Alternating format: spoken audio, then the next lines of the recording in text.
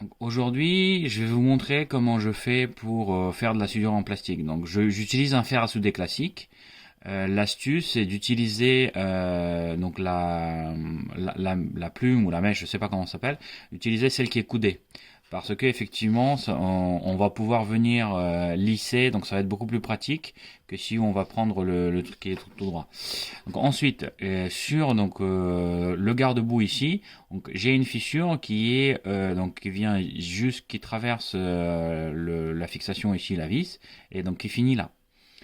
Euh, ce que je fais, donc la technique que j'applique, et, donc je vais vous montrer sur après sur un morceau qui est déjà fini. Donc j'enfonce la pointe du fer à souder, je l'enfonce de manière perpendiculaire à la fissure. L'effet que ça fait, donc ça fait fondre le plastique et ça le mélange. Globalement, donc la fissure, elle est en train d'être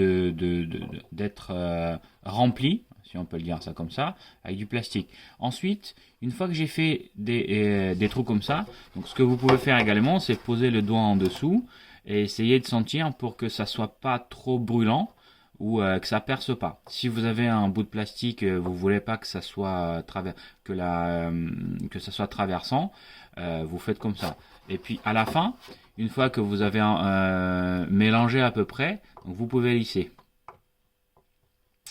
Ensuite, si vous avez du plastique du même type que celui que vous êtes en train de travailler, vous pouvez venir, vu que donc on va déplacer un petit peu de plastique d'un côté, de l'autre. Vous allez pas, enfin moi j'arrive pas en tout cas à faire donc à remettre le plastique à sa place. Bah, vous pouvez venir compléter avec le même plastique. Donc sur ce garde-boue, c'est de l'ABS. Malheureusement, je n'en ai pas. Donc ce que je vais faire, je vais venir compléter avec des morceaux de collier, je sais plus comment ça s'appelle. Et donc je viens les fondre et donc apporter le surplus de plastique qui est nécessaire.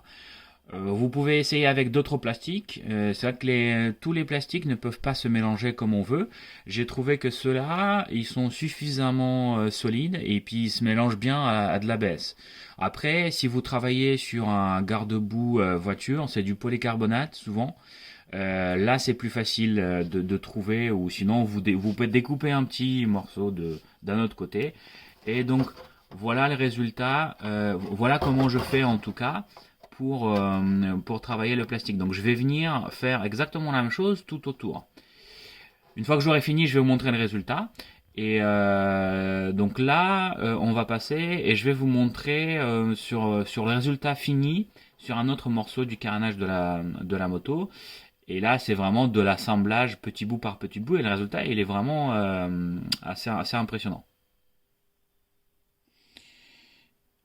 Cette partie-là, donc la moto, elle a pris un choc latéral au niveau du rétroviseur. Et donc du coup, ça a déplacé un peu la pièce métallique et ça a fissuré de partout ici. Donc on a une grosse craquelure qui est traversante, ici, etc. Donc sur cette partie-là, j'ai nettoyé j'ai enlevé un petit peu la peinture, comme j'avais pas trop le choix, comme c'était un endroit qui vibre, c'est un endroit qui vibre beaucoup, bah, j'ai décidé du coup de faire des soudures traversantes. Et donc comme vous pouvez le voir, le résultat est quand même assez impressionnant. Donc si on peut regarder ici, donc là, on voit que ça bouge, tout bouge ensemble. Donc en fait, quand j'aurai remonté donc tous les carénages, normalement, ça ne va plus faire des vibrations. Et puis donc on a une soudure des deux côtés traversante. Et effectivement, ici j'ai nettoyé, j'ai enlevé la peinture. Voilà, c'est un des inconvénients, mais bon, après, effectivement, sur des choses, enfin, c'est que sur des motos qui circulent au quotidien, etc., enfin, si vous n'avez pas besoin de que ça fasse super beau, etc., voilà. Sinon, si on vient limer aussi, je pense, avec du papier ponce, après, on peut enlever vraiment, faire une surface lisse, mais c'est vrai qu'il y a plus de travail là-dessus. Donc voilà un petit peu. Et je vais retourner sur le garde-boue et je vais vous montrer également le résultat final de ce que j'aurais fait du garde-boue des deux côtés pour qu'on voit vraiment le côté qui est soudé et le côté qui est pas soudé. Et voilà le résultat. J'ai opté ici j'ai opté pour faire une soudure des deux côtés.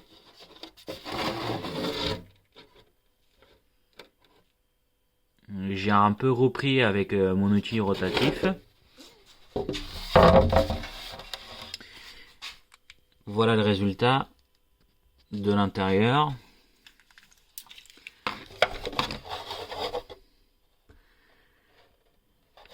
Donc bien évidemment j'ai apporté de la matière plastique ici et ici, un petit peu ici également.